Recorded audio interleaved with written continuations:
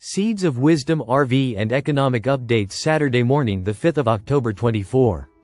Listen to the full version on the official dinarreport.com website and become our supporter on Patreon. Good morning. Dinar recaps. XRP case news. SEC appeal against Ripple docketed. The battle between the SEC and Ripple does not seem to end in the near future, as the appeal by the Commission against court order dated August 7 has been docketed. This move has started another round in this conflict. Though SEC has submitted the appeal notice, it still has time to submit the complete appeal briefing. But Ripple's leaders are not backing down. They remain confident that they are on the winning side of the law.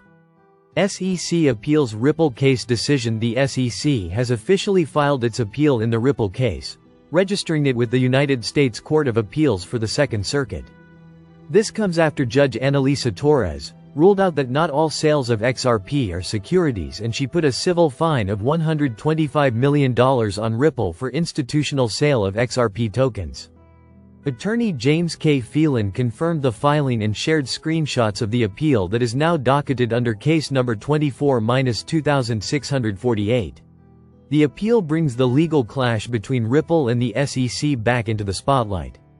Ripple's legal team responds. Stuart Alderoty, Ripple's chief legal officer, didn't seem too surprised by the SEC's move. In fact, he called it disappointing but not unexpected.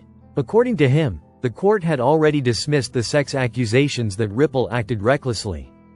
There were no fraud allegations, and no one suffered any losses. He hinted that Ripple might even file a cross-appeal, but either way, the company is ready for whatever comes next.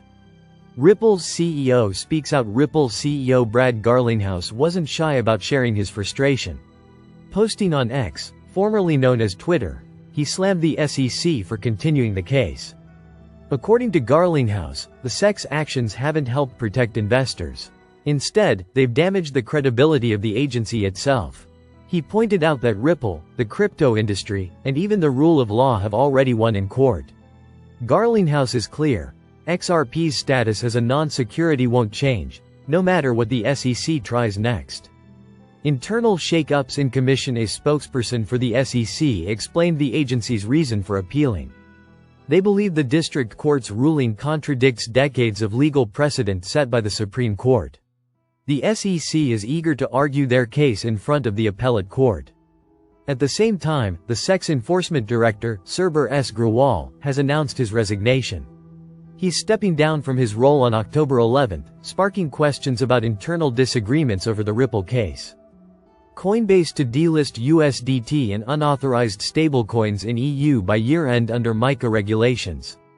Coinbase, a leading cryptocurrency exchange, has announced plans to delist all unauthorized stablecoins, including Tether's USDT, from its platform in the European Economic Area by December 30, 2024. Coinbase has announced plans to delist all unauthorized stablecoins, including Tether's USDT, from its platform in the European Economic Area by December 30, 2024. This move is in response to the European Union's new markets in crypto assets, MiCA, regulations, which require stablecoin issuers to secure e-money authorization in a member state. The MiCA regulations, which became effective in June 2024, aim to ensure regulatory compliance and consumer protection within the EU's cryptocurrency market.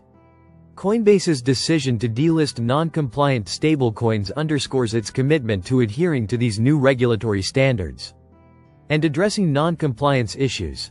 Hux Bank of East Asia tests stablecoin issuance using UDPN. Hong Kong's Bank of East Asia, B, recently conducted a proof of concept, POC, involving issuing stablecoins using the Universal Digital Payments Network, UDPN. It tested both the issuance and redemption of stablecoins, minting and burning, and trialed a mobile application for clients. Today, most stablecoin usage happens in the cryptocurrency world or jurisdictions where consumers are keen to access dollars. One reason stablecoins haven't gone mainstream is because of missing pieces of infrastructure. However, that is changing, meaning stablecoins will become increasingly competitive with bank payments, especially cross-border. Banks are not standing by. They're engaging in multi-bank tokenized deposit trials and issuing their own tokenized deposits or stablecoins. The UDPN is a multifaceted project supporting the issuance of stablecoins and tokenized deposits, as well as providing an interoperability layer between different digital currencies, including central bank digital currencies, CBDCs. Through our POC with UDPN, we gained insights into global practices on central bank digital currencies, CBDCs, and the mechanism of stablecoins, said the BI's Stephen Leung, Group CIO, General Manager and Head of Technology and Productivity Division. Listen to the full version on the official dinarreport.com website and become our supporter on Patreon. Experiments were conducted on the issuance of stablecoins, as well as the transfer and swapping between CBDCs and stablecoins. Cross-chain interoperability was also examined between stablecoins and digital currencies on different blockchains. This has laid an important foundation for any partnership opportunities that may arise in the future.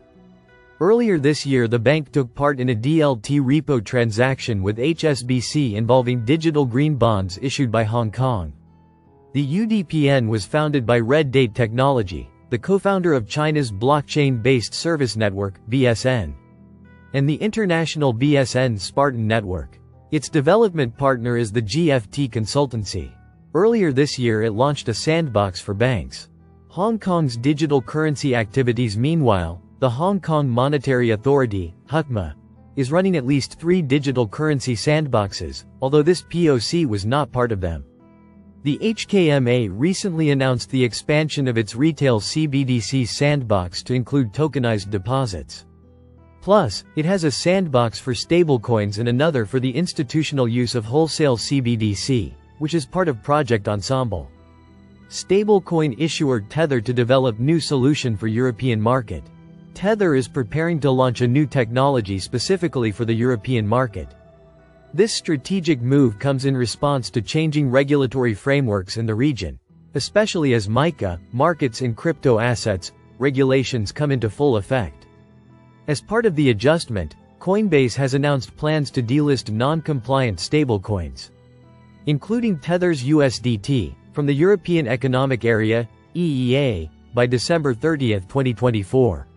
This shift could reshape the landscape for European crypto users. Stablecoin market and MiCA. The new crypto regulation of the EU, MiCA, is designed to bring more safety and control to the cryptocurrency sector. However, these new sets of rules also pose risks for certain stable coins like USDT. The regulation requires at least 60% of the stablecoin reserve to be held in EU-based banks. However, many banks in Europe can only insure deposits up to $100,000. This poses high risk for stablecoins like USDT. Paulo Arduino expressed his concerns about the risk this regulation can pose for stablecoins as well as banking systems. Although some aspects of MiCA create obstacles, Tether praised the EU for building a well-structured regulatory environment. This framework, they say, is essential for the long-term growth of the industry. Coinbase's deadline for delisting stablecoins. Coinbase has set December 30, 2024, as the deadline. By this date, all non-compliant stablecoins will be delisted in the European Economic Area. It's a significant move for Europe. However, stablecoin services for other regions will remain unharmed. Several other exchanges like OKX and Bitstamp have already taken similar steps, preparing for MiCA's full implementation. Circle's USDC, a stablecoin that meets MiCA's requirements, is expected to remain available for European users. Coinbase users in European financial zones holding USDT or other non-compliant stablecoins must convert them. They will need to switch to compliant ones like USDC before the deadline. Tether's response to MiCA. Tether is addressing the regulatory changes by creating a technology solution designed specifically for Europe. Although they haven't shared the full details yet, the company indicated that the solution will focus on meeting the needs of Europe's stable and structured economy. This new initiative is part of Tether's larger plan to keep a strong presence in the European crypto market, even with the regulatory challenges. What this means for crypto users. Despite these hurdles, Tether is positive about its future in Europe and is working directly with regulators to develop workable solutions. For European users, Coinbase's delisting and MiCA's new rules mean that you may need to reconsider which digital assets to hold. Switching to MiCA-compliant stablecoins like USDC is one option to ensure your portfolio stays secure under the new laws.